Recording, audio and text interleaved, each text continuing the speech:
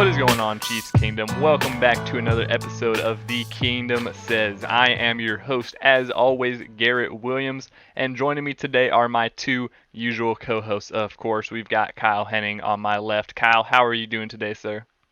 Doing well. A little farther away from the Super Bowl victory. Still got a little more to talk there, and a little closer to draft time. So The getting ready to draft. get to hear Tom a lot. Yeah, this is Arrowhead Tom's bread and butter season. Tom, how are we doing today, sir? If you can't tell that I am ready for draft season, I've relocated from the Chiefs locker room to just outside of Union Station. Already set up out here, ready to cover the draft. No, I'm Nice I'm that they got it pre-built for you now. Yeah. They Already set the built. whole thing up for me. You Already can see. Does that Tom? Does them having that set up already affect commerce in the area at all? Probably a little bit, but Gosh, that's a sacrifice we're willing to make at this juncture. It's okay. I talked to Mayor Q. We worked it out. So as long as he's on the same page, we're good. Yeah. So, no, this is my favorite time of the year. Even coming off a Super Bowl victory, which is delicious. Don't get me wrong. Yeah, we're twinning today. Kyle didn't get that memo, but we didn't get the confetti memo, so it's okay. No communication around here. Nobody tells me squat. It was in that group chat that we sometimes post things in that we like to know that people read. The one you guys will never read anything that I posted, that one? Yeah, so I'm in a good mood. You're drying my tears in my scarf. Yeah, I think we're all in a great mood today. So let's get into it, boys. Yeah, so we got a good episode for you today. We're going to kind of do a little bit of a forward thinking here podcast. We're going to look at the Chiefs' future here, obviously rebounding off of a really big Super Bowl winning season. And now it's time to kind of look at the options. We've got a lot of free agents. We got a lot of potential trade targets. There's a lot of free agents available. And obviously with the draft, the combine week is this week. There's a lot of potential roster stuff that's going to be going on with the Chiefs, especially this time of year. So we're going to kind of break it down for y'all. Obviously, Arrowhead Tom, our resident draft expert, has been studying these guys basically all season. Some of these draft prospects. A lot more to go, but yeah. Without further ado, what should we get into it, boys? Yeah, I mean, I guess we can get into the draft by finishing and looking at the Super Bowl and kind of where we're at there. Remind everybody where we left off, where we wrapped up this really great season that I think we exceeded expectations. We talked about that before. Like all season long was expectations, and I think, gosh, what a great season. And 17-3. Yeah, and rookies played a huge role in that. Brett Veach said that today in his press conference that it was kind of a dream for a general manager to see the pieces come together like it did this season. So, rarely do you get to watch them materialize all together at once at the same time. Yeah. He's got to feel good about it. I know we have a lot of, thoughts that we kind of want to, just some closing thoughts on the Super Bowl season. And Kyle, I know you had a couple we're talking about pre-show. We don't want to spend, there's just so much to cover. And I feel like, we just want to hit some highlights. So, Kyle, there's some guys that were big, not only in the Super Bowl and in the playoff run, but throughout the year that I don't think we talk about nearly enough. And some of those guys are getting to the point of we're getting ready to do a keep or not keep, or try and find a replacement or draft or do that whole segments thing. So with that on the table, Mike Dana is a guy that's come in, that's done everything that he's been asked to do, and he's got better every season, and he's developed more, and they got more out of him again this year. And he's getting to that point where he's got contract next year, the year after to work, this coming year, the year after to think about, because he wasn't a first round or second round guy. These guys don't have as long contracts when you get into the later rounds. Yeah. So feasting on talent in late rounds is awesome, but they come due quicker. Yep. So Mike Dana is one of those guys who did a lot of things in a lot of ways, especially when it comes to, I think when you look at the way he's always set the edge well, but Frank does it at another level, and you've seen Dana start to do that on the opposite side of him, where there's not really, they don't run outside well on this team anymore, where that used to be a problem. And he's a big piece of that. That's one guy. I think another guy we need to keep in mind and don't take for granted when we talk about everybody else that we're taking for granted, and this is going to sound insane, but Travis Kelce is getting older, not younger. And you're only going to get prime Travis, peak Travis for so much longer. So enjoy it while we've got it, and acknowledge that what he and Patrick are doing as a duo is already on tier with Manning and Harrison and Gronk and Brady and the best duos of all time in Montana and Rice. Like, they're there, guys. Yep. Already. Yeah. And not that, I mean, Mahomes this is his, 5th season starting? So, and I think that's important. I listened to a lot of just NFL draft podcasts, and one of the things that they talked about from a team construction standpoint is a lot of these teams are going out and paying this huge money to these wide receiver ones. Well, the Chiefs are paying Travis Kelce. You compare his contract to the best wide receivers, right? Even though he's putting up receiver-like numbers and his consistency, all that stuff. Like, they're talking about, one of the themes for so this tight end class is allegedly pretty good. Projected to be pretty good. I haven't done a deep dive on them because obviously not the biggest need in Kansas City. Yeah. There's a kid from Georgia that's a freak. There are kids from Georgia, and all of them are insane.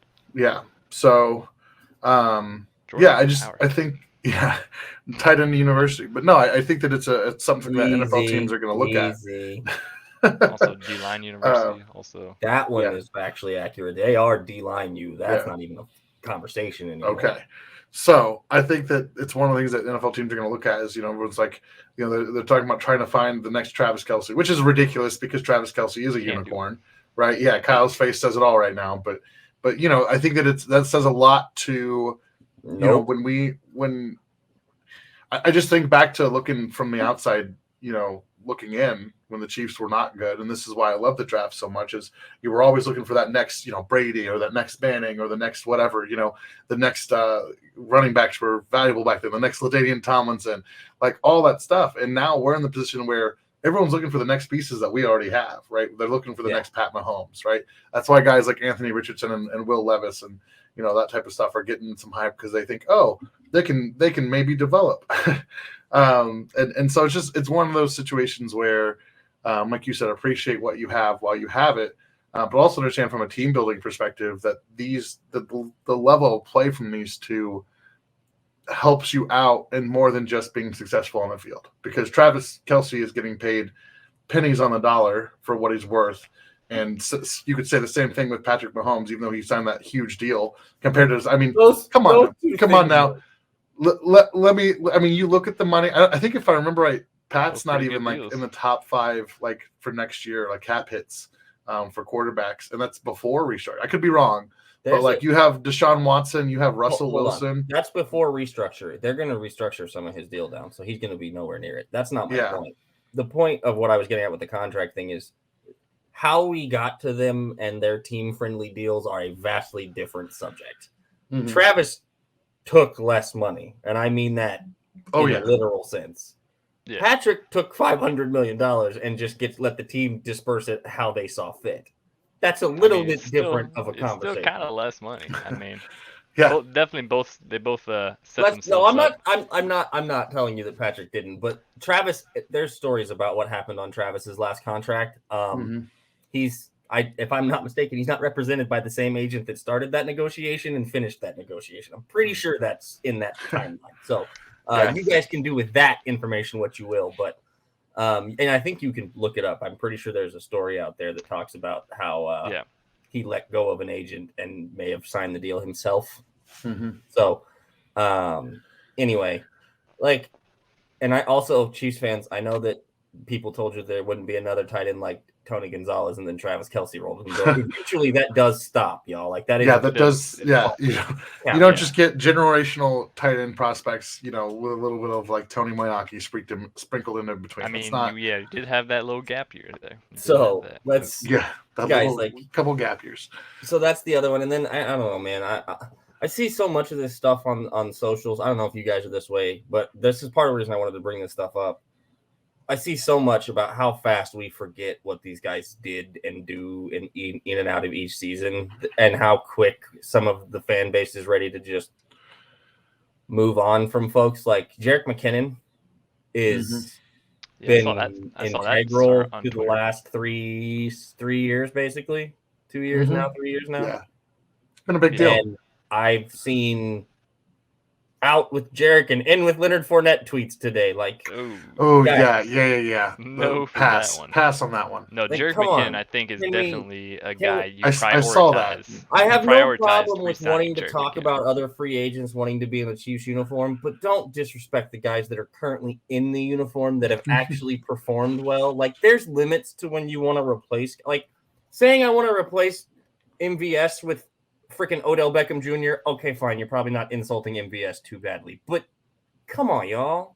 Let's think about what we're doing before we start rolling out just wild anything and everything move, and have a little respect for the guys who have done it for you and continue to produce, and also would probably still like to be here if I were just guessing. Yeah, Jerick probably. McKinnon definitely should still be here. I mean, that's the guy you prioritize in re-signing. He's give that man a key to the city. I mean, he was a captain in the Super Bowl. Like, that tells you all you need to know about what his locker room presence Your is like. seventh round running back is as good as he is in part because Jerick McKinnon is in that locker room. Well, and let's also just talk about the most valuable part of Jerick McKinnon's game is that man is Patrick Mahomes' personal bodyguard. Yep, personal bodyguard. I've never protection. It is absolutely best pass pro back in the game. Absolutely. Even if he's not the best, he might be the most violent. I mean, the dude will just put his like blitzing against him because they don't like getting hit that hard. They're like, what in the world? It's like this man weighs 185 pounds, soaking wet, but he hits you like he's a freight train, and I've seen him lay blocks that I feel like he just 250-pound linebackers fly backwards. Yeah, or stop moving. Yeah, they stop. They stop very quickly. So there's a lot of pieces on this offense, but let's get into some of the bigger ones, the bigger kind of free agents. The Chiefs have a pretty long list of free agents, and a lot of guys who saw some pretty impressive starting snaps.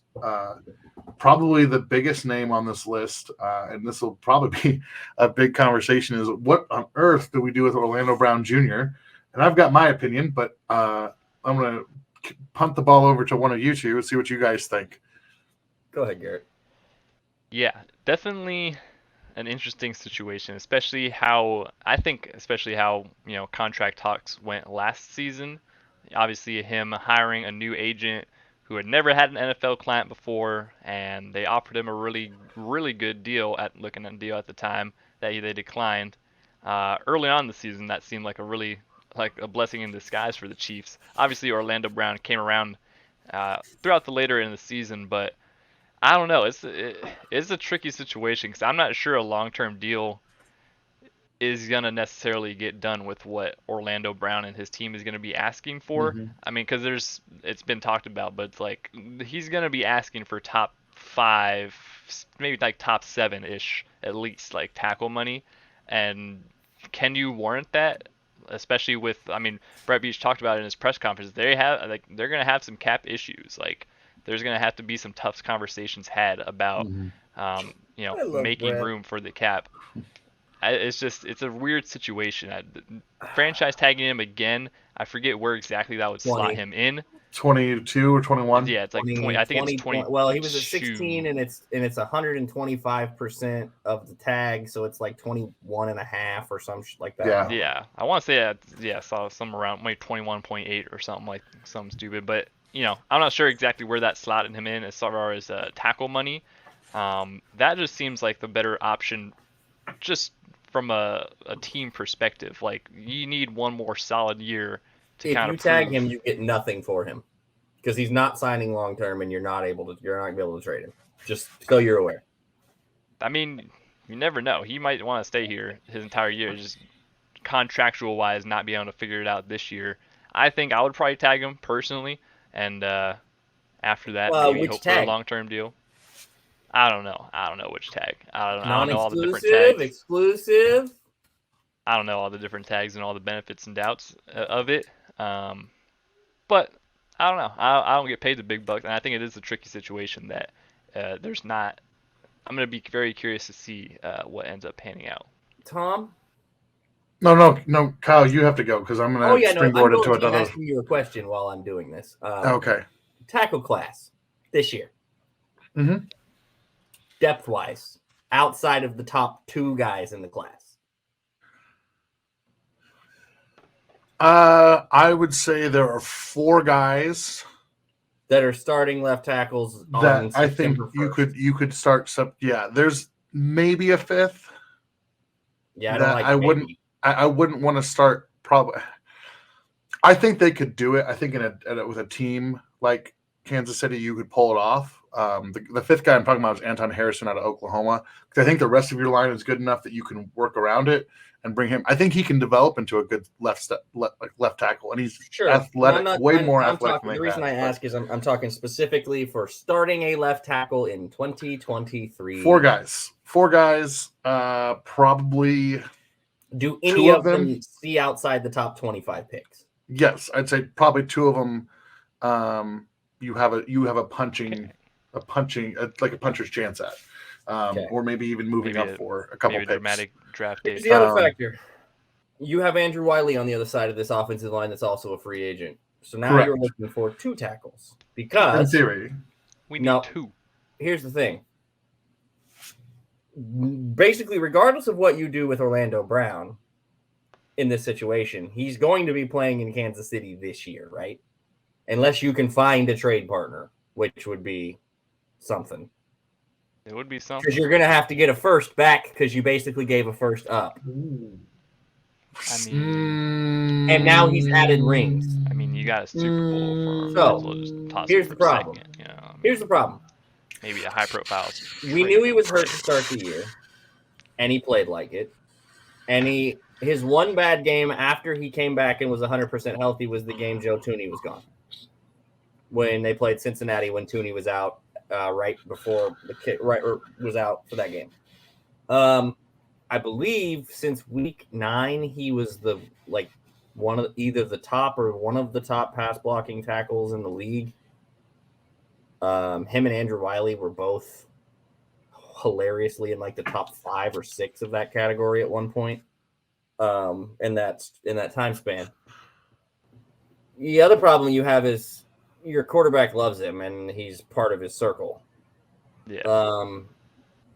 I think the agent and the conversations starting and having happened already versus them taking place in mid-May of last year or whatever the hell it was when they started. Finally, after he hired an agent and after he did all that. It was pretty late in the process. Makes a difference. I think you're going to get a long-term deal done with him, so I don't really think – I think they're going to use the tag, but I don't think it's going to matter because it's a long-term deal situation where they actually do end up taking care of the deal with him because you're going to be priced out of Andrew Wiley is the problem. He is a player who has played on one-year deals and who has played different roles and has multiple Super Bowl rings now. And he's a free agent, and he was dirt fucking cheap last year. And he hasn't had a big contract he might be ever. Cheap again. Ever. He has never had a big contract ever. He's a guy that teams will overpay for Super Bowl experience and his play down the stretch in big moments because he played.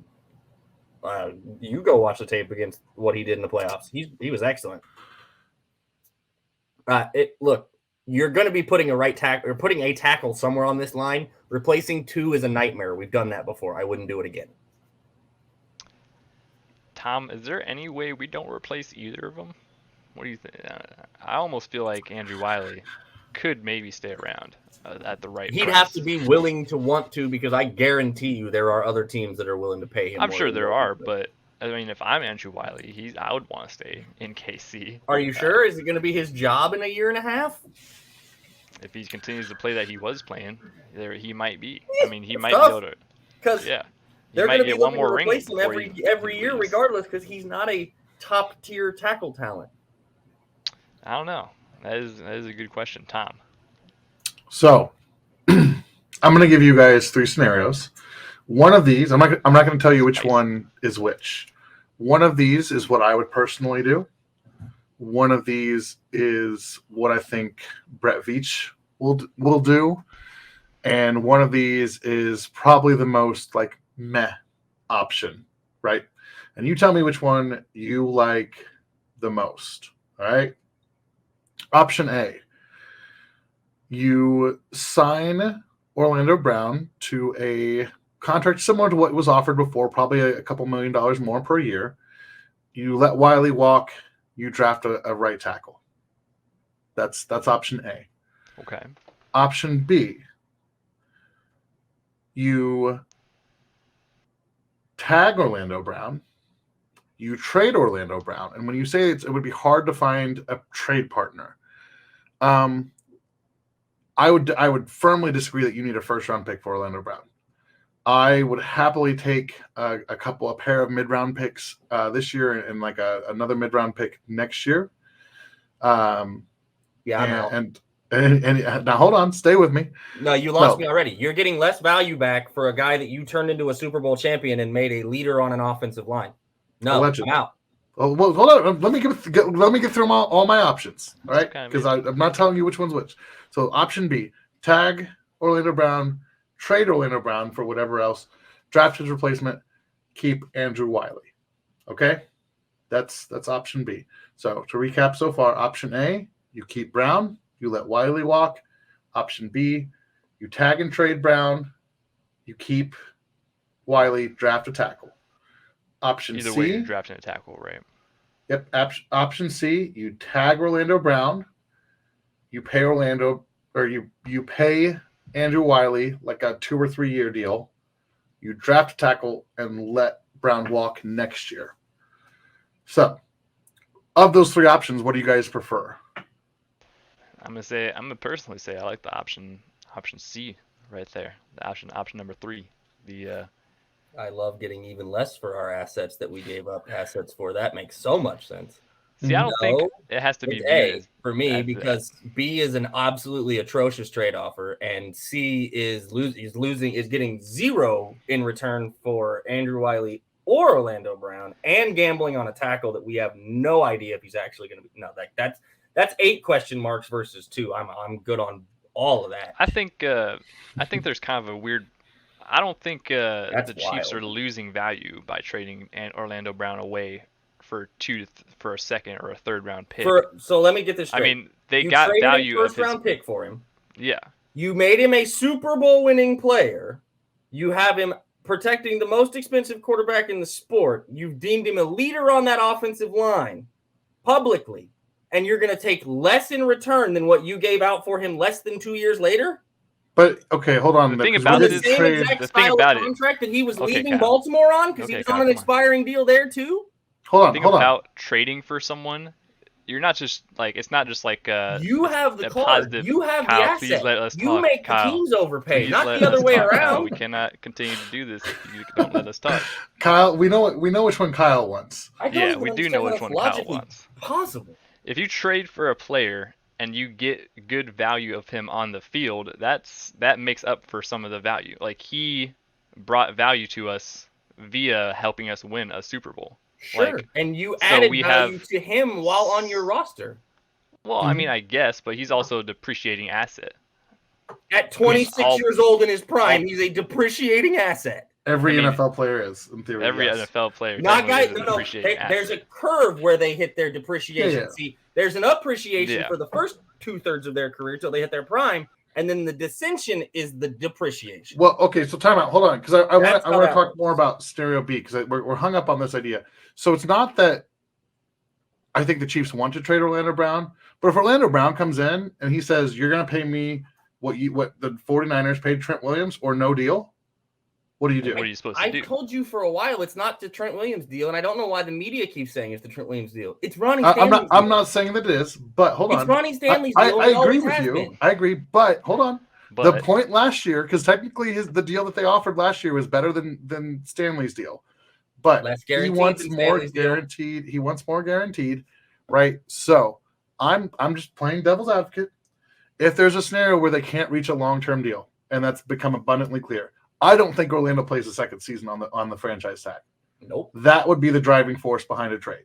not because either side wants it necessarily to be that way, but because they can't make the money work. So let me back up and say that an option B, it's a real, because it's a possibility, right? That they don't make the money work. And this you're is suggesting that he's going to completely hold out and go Le'Veon Bell and not play for a year? I think that he would certainly hold out. I don't know if he'd go full Le'Veon Bell, but for a guy like Orlando Brown, we've already seen him miss needs training the camp, reps, or at least portions of it.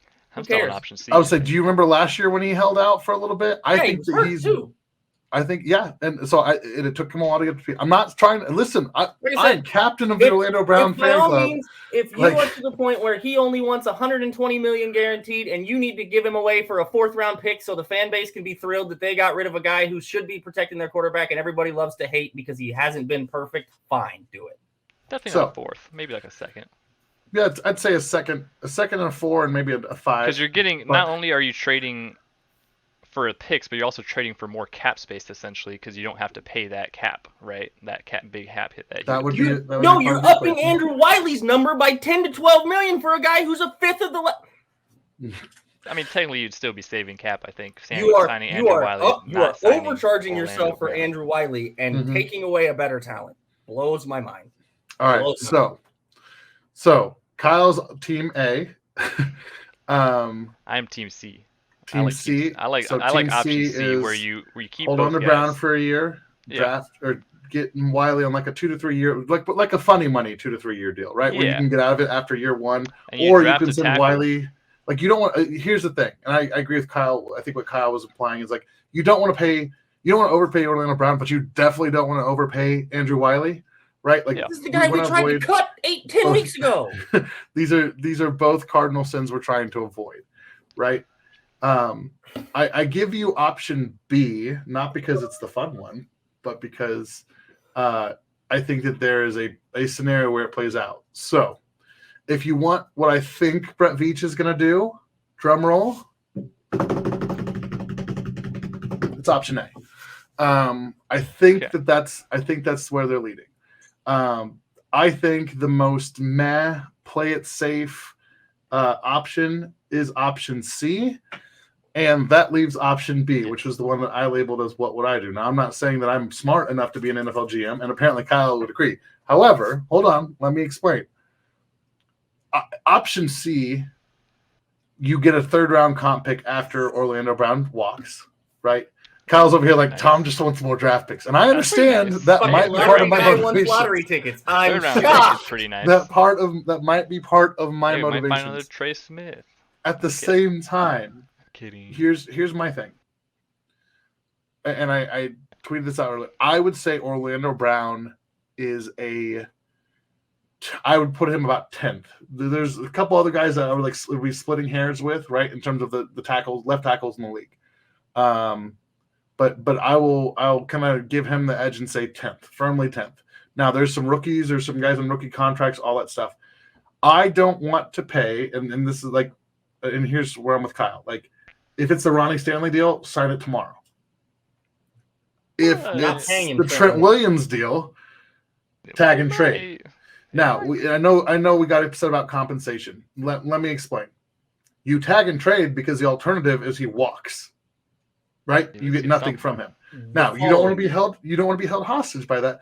But you're telling me if you call Tennessee right now and say, "Hey, Tennessee, I know you like to run the football. I know you just cut your tackle. Perfect. Hey, Tennessee, how about a experienced left tackle? We'll say a 2nd round pick this year. I know you don't have a lot this year, so we'll go 2nd round this year and a 4th round next year, and maybe throw in another 5th or 6th this year. And so instead of just getting that 3rd round pick a year later, you get. So again, not saying that's the best scenario, but I think you have to keep it in mind as a realistic option for how it could play out. Because here's my point. Great. Hold on. Here's my point. This is actually a really interesting position for Brett Veach to be in, because this is where John Dorsey failed as a GM in Kansas City, which is he was held hostage by players. He made last-minute negotiations and gave out big contracts to players who didn't deserve them. I'm not saying Orlando Brown does not deserve them. What I'm saying is you can't pay Orlando Brown Trent Williams money. You can pay him Ronnie Stanley money. You can't pay him Trent Williams money. All right. And I agree with Kyle. Like, I think some of that's overblown, like the reports, whatever, but the whispers are out there that he wants to be the top dog. The Trent Williams money reports were coming out when he didn't even have a friggin' agent. I understand. I'm just saying. We understand. You got to draw the lines in the sand. And you, Tom, what was the other factor involved with John Dorsey and the bad contracts in almost every single one of those players' cases? What was the common factor? They were old. Injuries. You were paying them for past production. What is Orlando Brown neither of? Old, but is he also old an average? I mean, he's not Trent Williams. He's not top tackle, right? He's not a number one tackle. You're right. He's not the number one tackle. Also, I would argue he's not even listed as the number 3 or 4 tackle. Hasn't played a snap in 2 seasons. Yeah, no, I agree. I'm not talking like top tackles, but that's to my point. What if you pay him all this money and he gets hurt? That's the conversation with every player ever. I don't. But that's the point. That's true. Also, actually, if you look at the kind of betting on him improving, right? Like how high do the Chiefs see? I'm betting on him being fully healthy for an entire season in an offense he's known for longer than 10 minutes. That's what I'm betting on. That would be great. His first year, he knew the offense for 8 seconds. Okay. All right. So it is what it is. Right? So we're on the first topic, and we've already. I think we've already triggered Kyle, and I understand. I'm not saying it's a fun scenario. Well, I would say it's not an easy scenario to talk about, and there's a lot of factors. And to be honest, we all really have. It's like it all hinges on like a lot of speculation. Like we really don't know. Do you remember when Brett Veach said there were going to be tough conversations this offseason? Yeah. Welcome to the front. We are having this tough conversation. So, I couldn't even imagine what Brett and them actually have to deal with. And here's what I gleaned from Brett today. First of all, everything that Brett says, about 98% of it is bullshit. And I'm sorry for the language, but it is. It just is. We know that because he's proven that every freaking year. 100%. You do be saying that. Yeah. The man's lying. He is lying to you. He's lying to any. If you ask him a question right now, there is a 98% chance it's a lie. The response back to you because he should. The only time he hasn't lied is when he said with 32 other GMs or 31 other guys. Like you're playing poker with tons of athletes and chips and draft picks. That's what this is. It's high stakes poker. The only time he hasn't lied is when he said Patrick Mahomes is the best player I've ever seen. And ever since then, it's just been smoke screen after smoke screen. Banging that drum since before he was GM. So, okay. We're gonna have to have some tough conversations. Yes, Brett, you are. You have to have tough conversations every year. That part is true. That cap space, though, man, it's pretty. Shut up. Stop. Shut up. Stop talking. We have all stop it. We know how Patrick's contract works. Thank you, Connor, for breaking it down 2.5 years ago, and people still don't know how to read. It's right there in that article he wrote 2 years ago.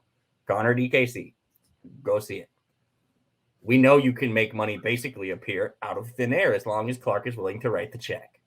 We also know that Frank Clark has a $20-something million cap hit right now, and nobody on earth thinks he is playing on that deal. Not Frank, not you, not us, and not nobody else. That deal's getting redone or he won't be here because he ain't playing on that number. We'll talk about that, I'm sure, more. The cap space conversation missed me because the other factor is Chris Jones is on the last year of his deal, and guess what? That's getting extended, kids. As long as they can get him to the table, that deal's getting extended too. This offseason, Chris. Congratulations. So, well, again, your cap space. While yes, the cap is important, they're not as cash strapped as they would like you to lead on, and they're also getting a cap that's exploding as we go. It just went up. What, Tom? 12 million this year. 12.5 million, I think. Yeah.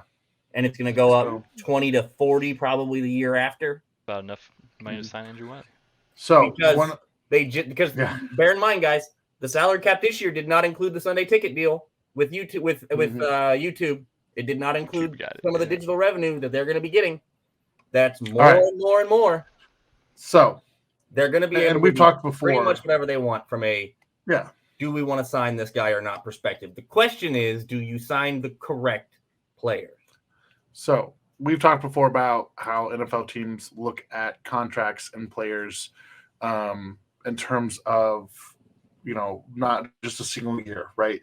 they know what their cap space 3 or 4 years from now is going to be. And Chris Shea is one of the best in the business at doing contracts and that kind of stuff. In fact, I learned this today. The Chiefs actually are number 1 in the league with the lowest amount of dead cap space at $98,000, which is impressive. Freaking insane. They are not. John Dorsey left this franchise. I was about to say, if you were looking at John Dorsey's last year, it'd probably be the highest. Millions. The cap hell that Brett Veach was left by John Dorsey. Mm-hmm. Y'all. He's really cleaned that up nicely, huh? How about that? So, Super Bowls to boot. So I think well helps. I think we all agree. I think the ideal scenario, you guys can agree or disagree, that the best case scenario here is we keep Orlando Brown on a reasonable contract. On a deal that makes sense for both parties. Yes. Make it team friendly. Hey, Orlando, come on, stay in Kansas City. Block the best quarterback. Just make it make sense for both. Block for the best quarterback. Win some more Super Bowls. Continue the legacy. Yeah. Maybe just take a little bit less. Maybe just a little bit less. So, well, that leaves us with Andrew Wiley. Do you keep him? Do you trade him? What do you do with him? I think you he's can he's a free agent. I think you can find some room in there somewhere. I think you can offer him a little 2-3. That dude's a free agent this year. Unrestricted. Yeah. He's gone. And it's not like, Andrew, we don't love what you did for us. We don't appreciate you, but you're about to be $7 million too expensive, my guy. Sorry. Maybe. I will be absolutely stunned if another team does not pay him $3 to $5 million more than we could pay him. Or at least if he comes back here and they offer, I would not be at all surprised to hear that he was offered considerably more somewhere else. Mm-hmm. So that's true. Some of these guys it's going to be tough because some of them got their first real starting shot with the Chiefs. Wiley being one of those guys who bounced around, and I think he talked about it somebody asked him that question, talked about it on the podcast. I think it was him. Multiple teams, multiple years, never really got a shot to start. Took over the right tackle job and never gave it back. Yeah, that's fair. Lucas Niang was healthy at the end of the year, guys. Just couldn't get on the field. So I will say this about the tackle class for this year. If you're looking for a right tackle, you've got plenty of guys, plenty of options. Darnell Wright out of Tennessee would be there probably at the end of round 1. DeJuan Jones at Ohio State, who makes Orlando Brown look small, would be there at the end of round 1. I talked about Anton Harrison out of Oklahoma, probably a guy who would play on the left side, but I think you could play him on the right. Matthew Bergeron, he's a guy who I think could be a left tackle, but you could play him on the right and would probably be there at 31. So there's a handful of guys. Again, if you need a right tackle, you want to prioritize that. 31st. Yeah, because we're picking 31st because the Dolphins. Yes, the Dolphins tried to get Brady. So Tom Brady. even later in the draft, Wanya Morris out of Oklahoma, Ryan Hayes out of Michigan. What is it with all of these Oklahoma linemen, Tom? You have a problem thing for OU linemen now because of Creed? Yep, or what? I do. Pretty good. No, Jalen Duncan, who I know our friend Zach Eisen's a big fan of. I'm less of a fan, and I like Nick Bolton, so we would probably disagree on some things. But there's some other guys. Cody Mauch out of North Dakota State could play literally any position on the offensive line. Mauch, whatever. I think of Mauch because I watch Chicago Fire, and he's part man, part couch. That's Mauch.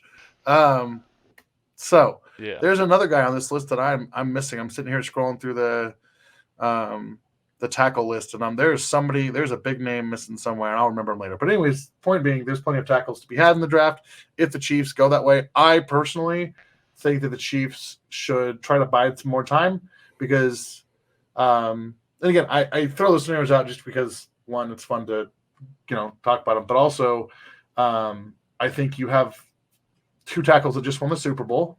You're good enough there, right? The Andrew Wiley one, that's why it's like throw him a 2 or 3 year deal, a little bit more cash security than what he's used to. Let him stay home where he got a chance, where he's familiar.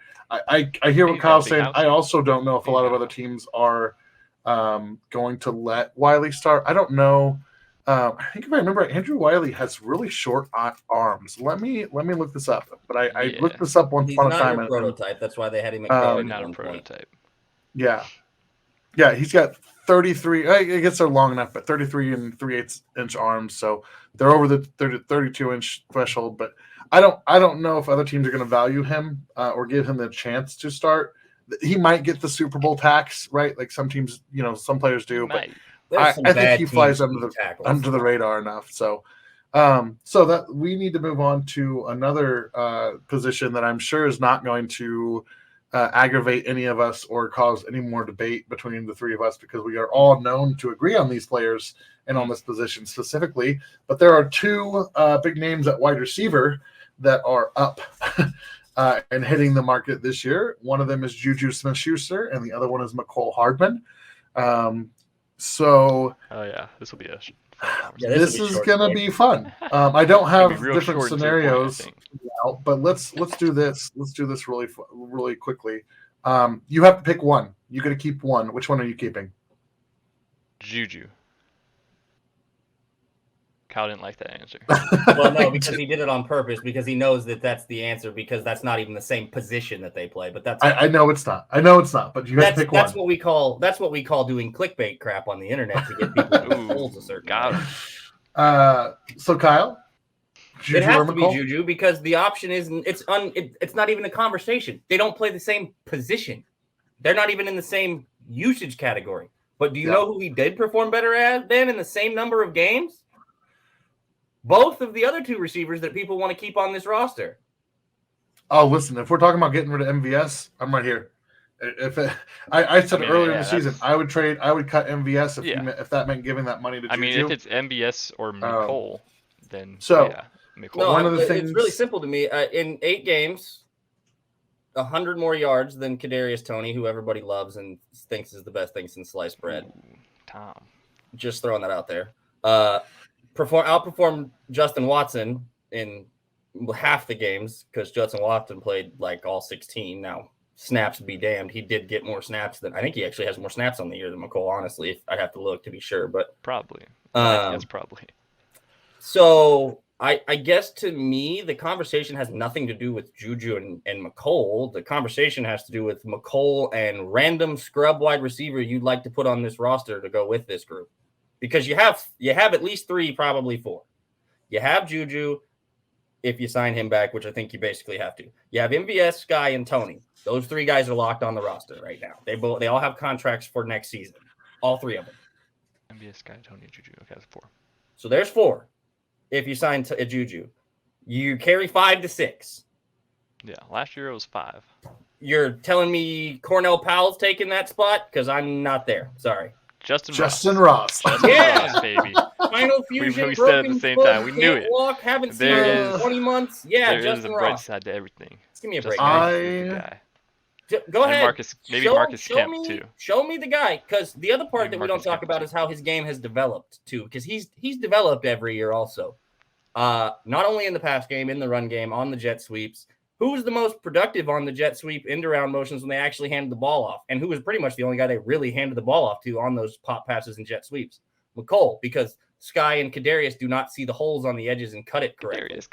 I think Kadarius has more athletic and lateral agility to make up for missing some of the holes that he's not quite getting there yet. But now hold on. We did not, this was not a, we were not here again, to my point is, what random bum wide receiver are you going to go pull into this offense? Because if you say the name Robert Woods to me, I might lose my mind. Ooh. The dude hasn't done a meaningful thing in 2.5 years, and he hasn't said anything about Robert Woods. We're gonna convert Leonard Fournette to. I'm just kidding. Yeah, exactly, guys.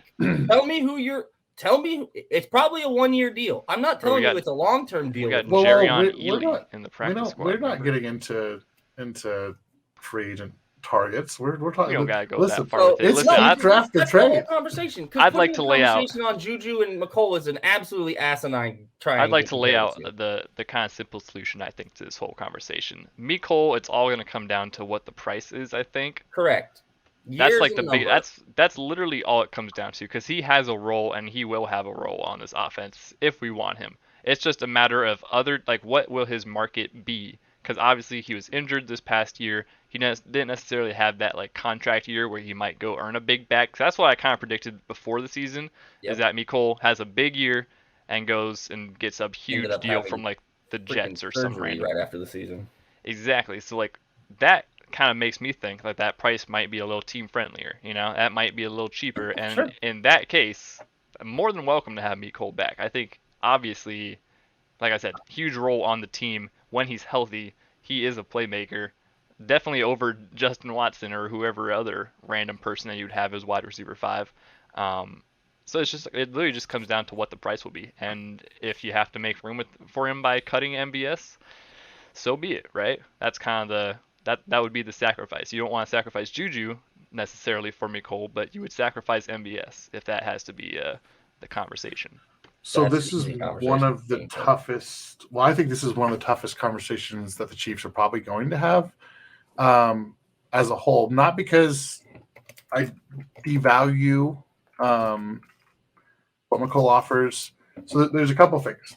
The first one is, I think that one of the best decisions that Mecole Hardman could make for himself is to take a 1 year deal with Kansas City for 2 reasons. One, you spent this is a very much a what have you done for me recently league, and you spent the last half of the season in the training room, and if you other than with the exception of the big catch in the playoff game, yes, I know. I think that you want to stay somewhere familiar so you can increase your value. You kind of want to redo, right? You want to redo on your contract year, but also Rick Burkholder, yeah. right? Yep. Why did I nailed it? I wanted to call him Burkhead. That was the running back for that's Rex Burkhead. That was yeah. the New England running back. Rick Burkholder is one of, if not, again, I'm not an expert in athletic training staffs, but Rick is one of the best to do it in the business. And this training staff, like, hats off to them. If I'm Mecole Hardman and I'm coming back from this major core, surgery, I want to be glued to that training staff. Do it with Rick, right? Yeah. I'd rather do it with Rick. So, and maybe even now, here's where I can see that there are 2 different positions.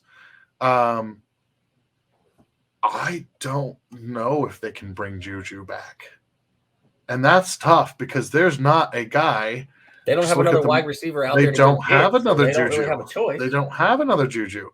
The only guy in the draft that would fill that role, because this draft, just so you guys know, it's like 90% undersized slot receivers. There's not an X receiver to be found.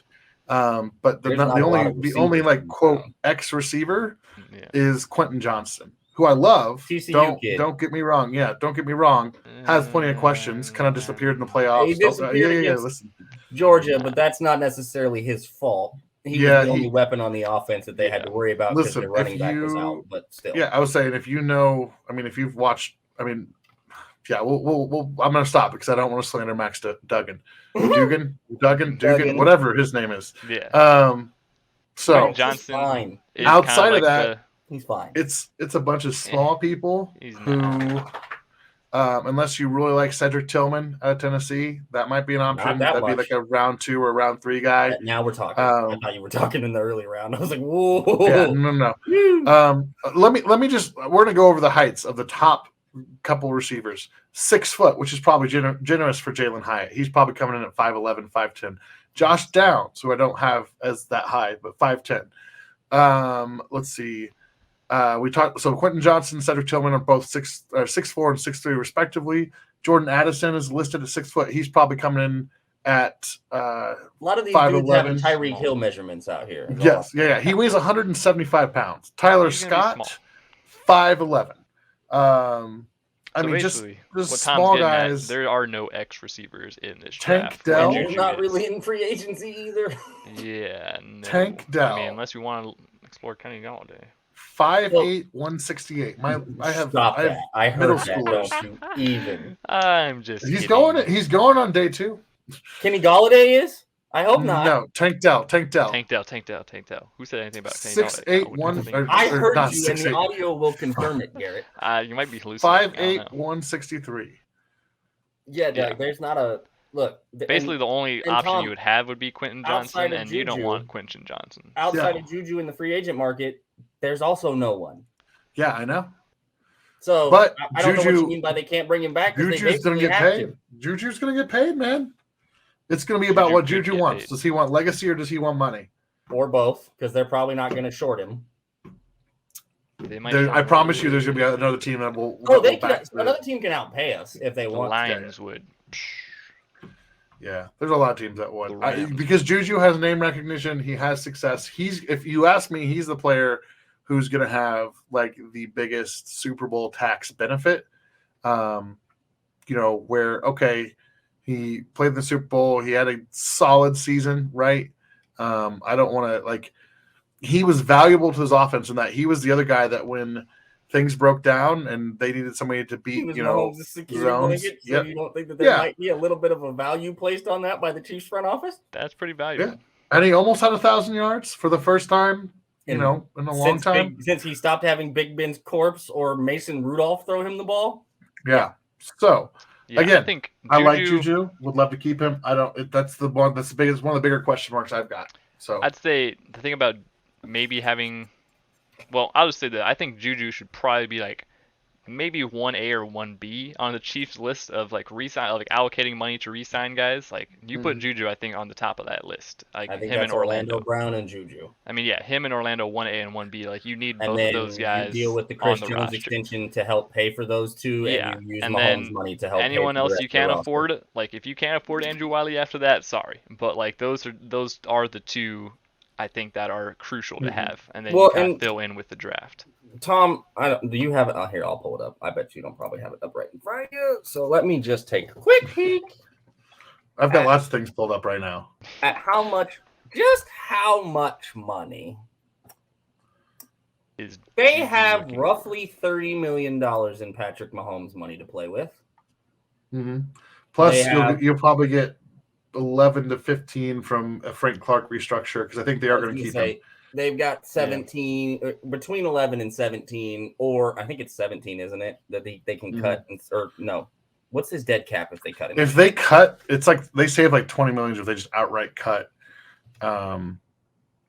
What's his name? Frank Clark. But I think they're going to restructure him.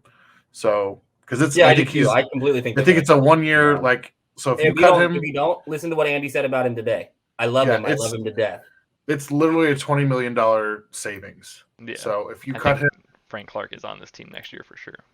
I think Now he's not going to be on the team. Yeah. So his dead cap would only be $7 million. So Look, there's at least $20 million at minimum coming there, or at maximum coming there. You can probably get 11 to 15 out of it, like Tom said.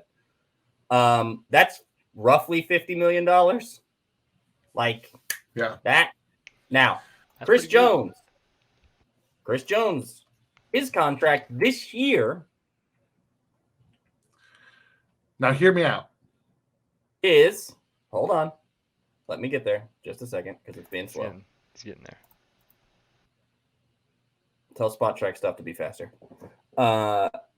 He has a $28 million cap hit this year. Almost identical to Frank's. Almost with the identical dead cap hit structure. Now, hear me out. If you trade Patrick Mahomes, I'm just kidding. That was the whole thing, Tom. That's what you want to say. That was it. Yeah, that was it. Okay. Oh, don't worry. They've got a new target. It's not Chris Jones anymore, Tom. I don't know if you've been listening to the sports talk in the area. L'Jarius Sneed. I'm going to fight people. L'Jarius Sneed is now Shavarius Ward.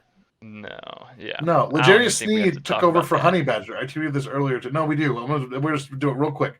Okay. L'Jarius Sneed took the role that Honey Badger had, and he's done it respectfully better in terms of being able to trail number one receiver. He can do everything. And I said this during the season. You tell me something that L'Jarius Sneed can do, give me. Let me back up. You give me one thing that Derwin James can do that L'Jarius Sneed can't do, because there's nothing on that list other than be 6'5". I can give you a lot of things like covering a number one receiver on the outside that Derwin James can't do that L'Jarius Sneed can be. So I think you lock Sneed up and you hold on to that boy, because that's just, you got to hold on to that. Stud. It's just, he's so good because of his versatility. No, and this is the same conversation that we had about Chris Jones. You don't trade or get rid of dudes ascending in their prime for nothing.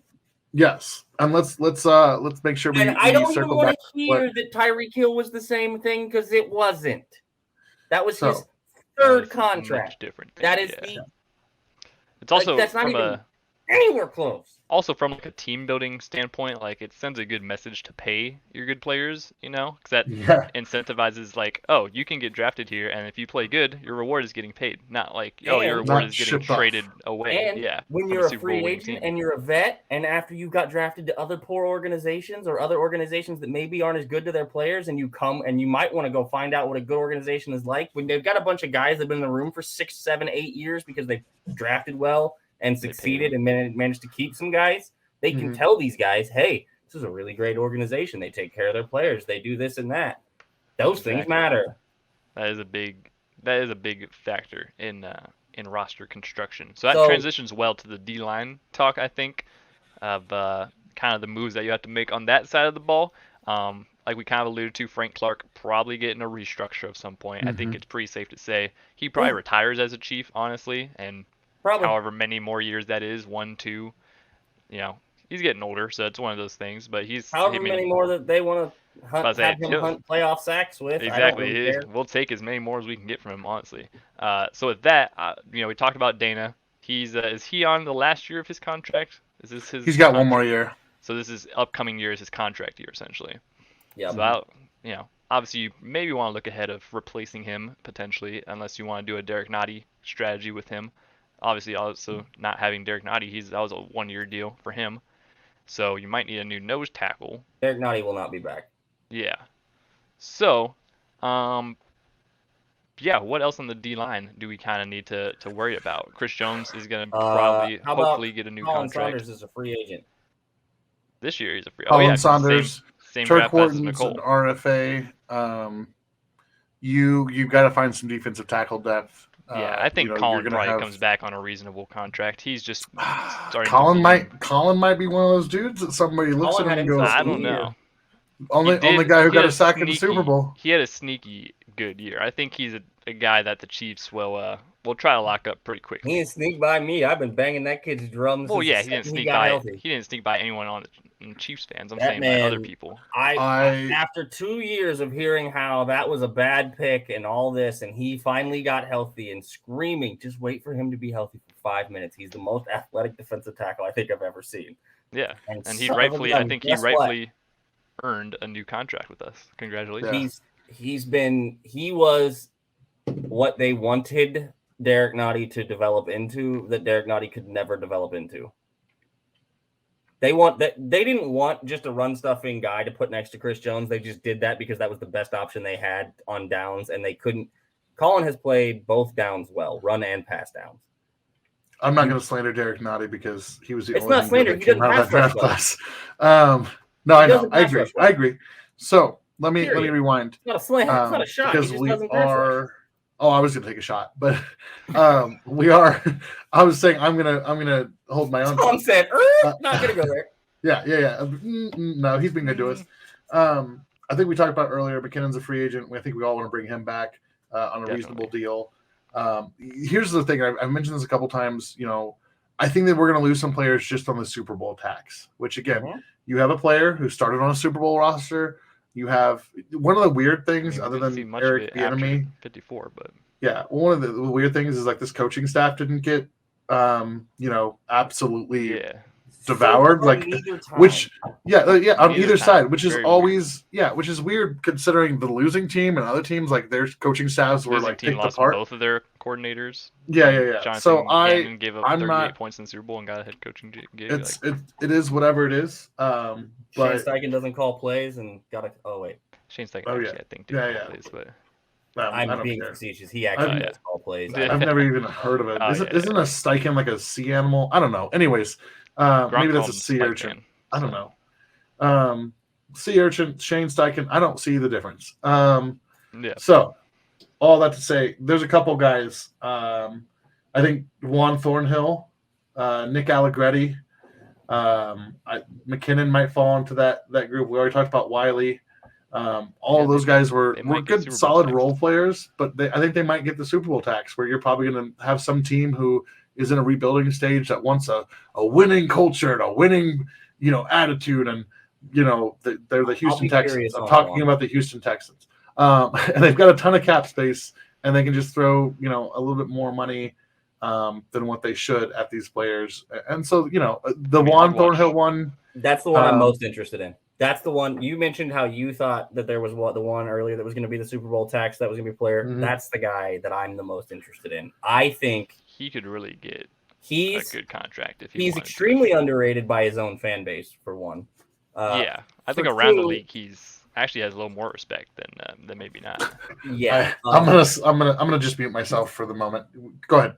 He's a deep safety that plays deep safety that can play sideline to sideline. He's not going to come up in the back box and tackle consistently. He can occasionally. It's not going to be a consistent thing, and it's also not going to be a form tackle. It's going to be a shoulder thrown at you and hoping to knock you down with the force. Just is what it is. It works. He's a guy that he's now got 2 rings, even though he didn't play in the one. The only thing that I think may teams go a little is the injury and how long when he's only got 15, 18 games clean off that injury this season, essentially, of a full season of not being hurt in some variety of that injury. So teams may be a little more, we've seen it for a year, but I don't know if that's going to be consistent. So we're not really, especially because the safety market over the last few years has kind of going to have some correction because, Jamal Adams got paid a lot. Let's just say a lot, and let's just say that contract probably hasn't quite hit the value mark. No, especially considering they gave up how many draft picks for him too. Anyway, so those kind of things factor into the safety market, I think, a little bit. That's one position that I don't think has the market that it did a few years ago or would a few years ago because of what we've seen happen in the safety market. But Jesse Bates will determine a lot of that too. So should be interesting to see what happens there. Yeah, John Johnson just got released. I saw another safety. I think, especially what teams are doing nowadays, kind of with the safety position where you can kind of rely on younger guys. Obviously, we've seen it with the Chiefs a little bit, and we're already kind of developing some guys underneath him. But, I think the one benefit Juan has is that there's not really a ton of free safety. Yeah, it's deep, guy that can run very fast, who can cover a lot of ground. There's not a lot of that on the open market, and that's, definitely a trait that I could see a team wanting to overpay for. And he's finally has been healthy. You can, add that kind of rely on that. Hopefully, exactly. It's I would look at even a team like Washington, where you are trying to rebuild a culture there and have a good. You have a coach that might be familiar with how he is in the locker room. Exactly. So I don't know. That's going to be an interesting one. Again, if you can get him back at the right price, you obviously do, because Juan Thornhill is a good player. But he's probably lower on the totem pole on the sign list than most. I think he has to be naturally, just based on the position, based on what we talked about. Exactly. I just talked about with that. You're just kind of developing. You can kind of develop some more guys underneath him and kind of make up for that role that he plays. Brian Cook balling out down the end stretch helped also. That helps a lot. That's a different type of player too. That is. The Chiefs will have to find another center field safety, and there's a couple of those in the draft. My guy's Sidney Brown at Illinois. Yeah. I took him in the walk the mock draft in round 2 because the board was falling apart in front of me. But safety is a sneaky need for this team, and I, regardless of, again, 2-time Super Bowl champion, I can't hate on the kid. He played well enough to keep his job and to do the things he did. So. I think that it's regardless, you have to find a way to fill that hole. And that's it's not an easy task to replace starters on a Super Bowl team. I mean, that's just the reality of it. But that's also what Brett Veach has done. He'll just go out and draft, if there's one guy I'll trust to do it, I will take Brett Veach to find a on that note, and to kind of cap off this initial where we stand episode of the off season, because that's kind of how this goes. Tom just did on Sunday a walk the mock draft, live mock draft with, I believe, 32 other GMs, right? 31 other. I think we might have had 2 that we couldn't fill, that were auto pick. But I was actually really impressed with their pretty much draft. An entire full GM'd out mock. And it's a really, really cool site. It's a really well done thing. Go check out Walk the Mock's website. But Tom, I want you to go over kind of how that went and then kind of what you did and just kind of go over, because Garrett and I watched it. Spoiler alert. We know most of this already, but yeah. No, it stressed me out. I'm always like doing these mock drafts by yourself, but when it's kind of actual stressful people, watching. Yeah, when it's actual people, it plays a little. I think it plays a little more truer to some of the players' values. Trying to make trades and stuff like that too. Yeah, I mean, pretty chaotic. Yeah, I did actually at one point. I had a trade. So the guy that I was eyeballing this, I think will play into the actual April draft if things kind of stay as they are. Miles Murphy out of Clemson. I had him as like up there with possibly up there with Will Anderson at the top of this edge class at the beginning of the year. He didn't kind of live up to that, but Clemson's kind of in a weird place right now as a program. So that's a nice way to put that. Yeah. So it's tough, but man, he like I said, he's built in a lab for Steve Spagnuolo. He's 6'5", 275, and just twitched up and has a lot of positive things about his game. And everybody panicking that he's just Josh Kando in a Clemson uniform. He's more technically sound. Oh yeah, no, he's got way more pop in his hands than way Josh more technically ever. Sound. So I could just hear the panic in Chiefs Kingdom head going, wait, we've heard this before. Out of that conference, out of the defensive end position, and it went nowhere. No, I just think that he was one of those guys. He was kind of the end of he was that edge 3 or 4 for me. Right now I'm kind of split between him and Lucas Van Ness, but the bottom of that top tier, like I think these guys have like Pro Bowl potential kind of guys. And he fell all the way to 16. I had a deal to move up to 19 to swap our first and second round picks. And I think had things played out a little bit differently, I probably would have pulled the trigger if Murphy was there at 19.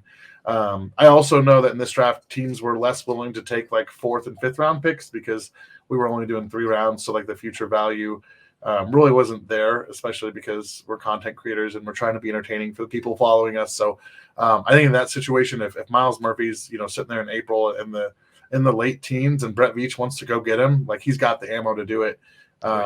So that was a big one. I ended up taking Keon White, who we've talked about before on this podcast. Somebody on Twitter pointed out, Keon White's an older prospect, which may not be their cup of tea. I think that's something that you had to kind of put an asterisk on for this whole draft class, right? Because this is like the first draft class you're really getting after COVID. Yeah, where you're getting some of those out. Like that's going to be a very common thing for this year and next year. 8th, Yeah, well, that's what Keon White had was he opted out and then his next year he got injured, so he used that extra year of eligibility. Right. Yeah. But the dude is athletically a freak. He was throwing guys around at the Senior Bowl. Definitely, people keep calling him raw, and I don't know if that's bone of China shop is more accurate. I think he just needs to be a little more intentional. I wouldn't call him necessarily raw. He knows generally what he's doing. He just we're not talking like Tano Passanio. Yeah. He knows how to rush the pass. Shout out to him getting a new contract with the Saints still. Yeah. We're not talking that raw. What a random guy to get an extension. Yeah, because he has actually been used as the proper position. Maybe. Thanks, Bob Sutton. Really appreciate you. Thanks, Bob. Second round, I already talked about Sidney Brown. That was I don't call it a desperation pick, but it was go ahead. You talked about up to 16 there, and he went at 16, and you were looking at 19. We've talked ad nauseum on this podcast about, at least I have, Veach has ammo everywhere. Doing that mock and getting to see just when you actually do a mock with a bunch of other GMs and you look down at your list and you see that I have 4 holes and I have 13 picks. Yeah.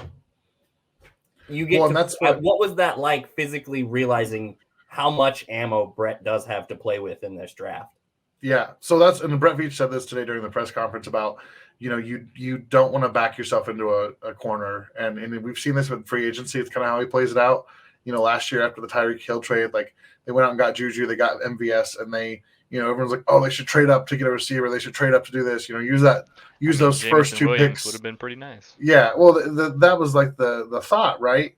But instead he sat and he played. He played it patiently. and he waited for the guys to fall, and you get a guy, you do get a receiver in Sky Moore, and the pressure's not on him. Not to say Chris Olave and Garrett Wilson and all those guys wouldn't have been fun in the offense, but you don't have to give up all that, that capital, because I think that's part of it. But yeah, you have house money to play with. I think if there's a time to make a big trade up, like I just can't imagine how the crowd will be if we're sitting in the middle of round one and all of a sudden there's it scrolls across the ticker and the Chiefs are on the clock and Tech 9 pops out of a confetti cannon and starts rapping while the clock tips down. I mean, that's the dream right there, man. That would be pretty epic. And then trade back in at the end of round one again. Yeah, and then trade back. Yeah, just 8 first-round picks by the end of the day. I mean, which is ironically the minimum what I would accept for Patrick Mahomes in a trade. Minimum? Yeah, That's the minimum. Yeah, I might need an entire franchise on. I'm gonna need your next 8 drafts and then the 3 first-round picks after that. I don't need not just like I said, the minimum. Also, give me that's your where franchise. we start. Yeah, like I'm gonna need. Yeah. Houston Texans. Sorry, you're now the Houston Chiefs as well. There's 2 Chiefs. You're a farm team. Good job. Yeah, it's going to be Patrick Mahomes versus 11 other grown men, and I'd still take those odds. He has a chance. So, no, I think that there's the potential for that. Again, it's going to be about minimizing those needs going into the draft. So when I talked about the options at tackle, I really do see a scenario where I think Veach is going to try to keep both those guys just to have some flexibility, because you could take a tackle and replace Andrew Wiley in a year or two, right? And then the biggest position is going to be wide receiver.